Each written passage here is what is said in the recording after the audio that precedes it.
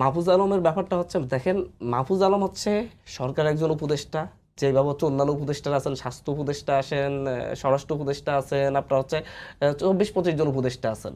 হুম। উনি শুধুমাত্র এনসিপির অবস্থান, এই দেশের অবস্থান, এখন দেশের ব্যবস্থা, উনি যেই ধরনের ভূমিকাগুলো রাখেন সকল ভূমিকাকে আমরা সাপোর্টও করি না।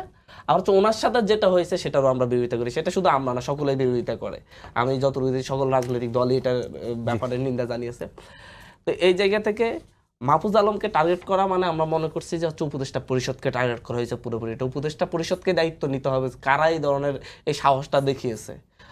আমরা সব মিলিয়ে একটা যে বাংলাদেশে এমন একটা পরিবেশ চাই, প্রত্যেকটা রাজনৈতিক দল, প্রত্যেক দলমতের মানুষ মিলেমিশে আমরা আরেকবার একসাথে দেশের পক্ষে দেশের জাতীয় সঙ্গীত গাইতে চাই, যে শাহবাগে বা হচ্ছে অন্য জায়গায় এসে আমরা দেশের সকল রাজনৈতিক দল মিলে একবার দেশের জন্য জাতীয় সঙ্গীত গাইবো বা দেশাত্মবোধক গান গাইবো, সকলে মিলে একটা একতা প্রদর্শন করতে চাই।